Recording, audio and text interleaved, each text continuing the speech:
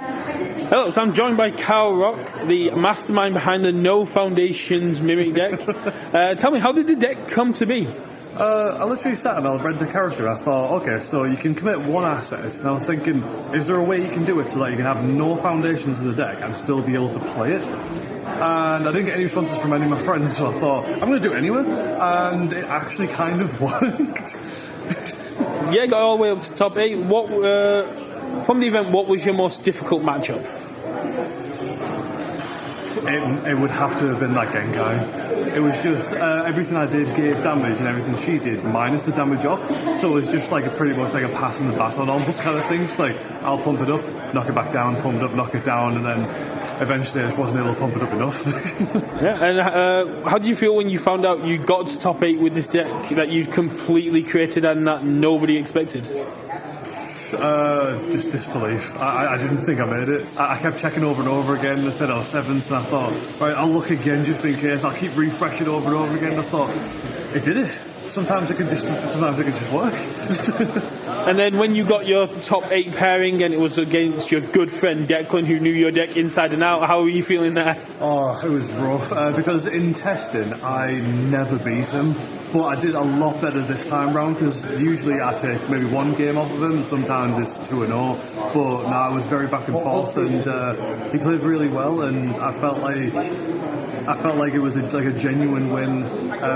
Yeah, it was just really good. Really looking forward, is there anything in Girl Power, any characters in Girl Power you're excited to give a try? Momo 3, Giro 3, I think it is now. It's how to keep Giro 3.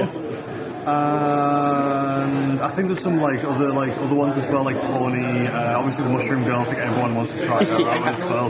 But yeah, it's like a handful with mainly Momo all the way. And yeah, something that I haven't asked anyone else today, but something I'm probably going to ask top 8 is, any IPs you think UVS should bring into the game? Jujutsu Kaisen, One Punch Man, Fire Force, the list goes on and on, really. No, well, congratulations on top 8, man, and we'll see you in a couple of months for the next one in July. Oh yeah, definitely. Good man. We are joined by Kyle Roc, top 8 Mimic player, who's going to be talking us through his deck. Right. So, first things first, I might as well go through the attack lineup. Got 3 Cascade. You might need to be a bit louder. Oh, right. So I got 3 Cascade face grabs, just mainly for the throw. Trap flexes, mainly for throw. Tekken in 1 Chimera Kraken, just a really solid card, especially under the Chaos symbol. Lollipops, because they pair really well with throws. And the trigger transformations, because obviously playing Mimic, you have to run the trigger transformations. Also, really spicy tech with Cascade face grab, but we'll get to that when we get to the assets. That's them.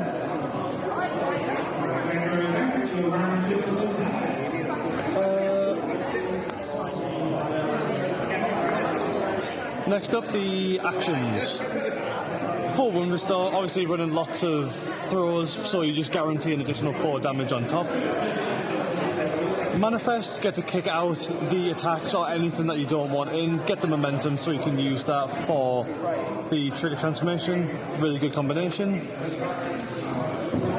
2 recovery times, just in case you get hit, you can play it again. All of the reason for the actions as well is extra checks to do, so you can check the assets so you can get the attacks back. For Evil versus Good, majority of the ways how you stop throws in the game is with responses. So Evil versus Good use that, cancel their response on Faith Shield, on the Toguro Foundation. And then for I'm Here, because it's the best action in the game, you get to play it. If you check an attack, you can get to play it with +4 speed. If you check anything else, you get to build it either face up or face down. You do have the enhance on it as well to commit a foundation to give plus X damage, where X is 10 minus your hand size. So with Mimic it'll just be 4 damage, but you can commit your character as well.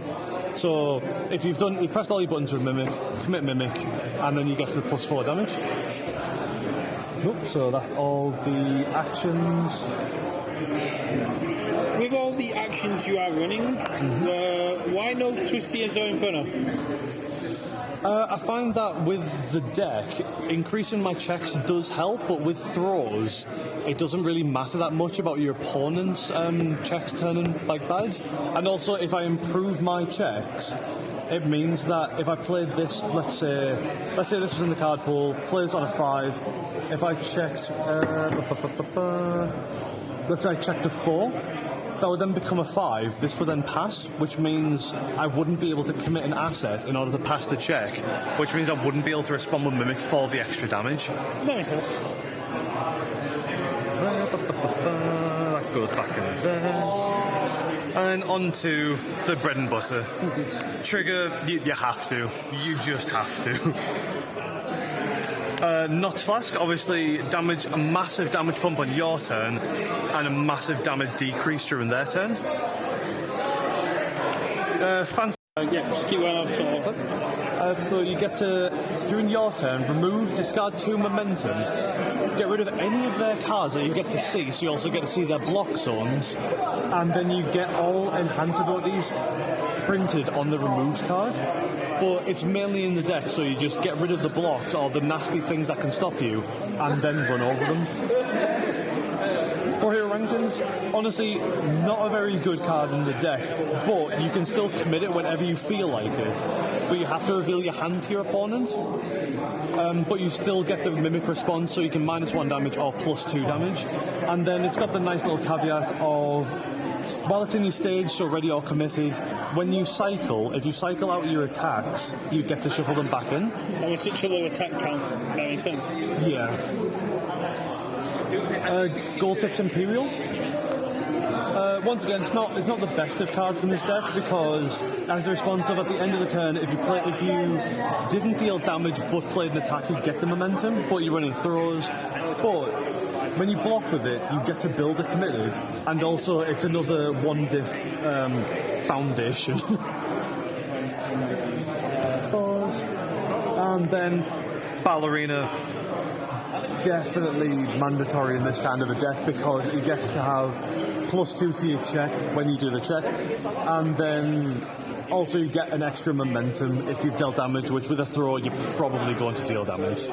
Yep, and that is everything.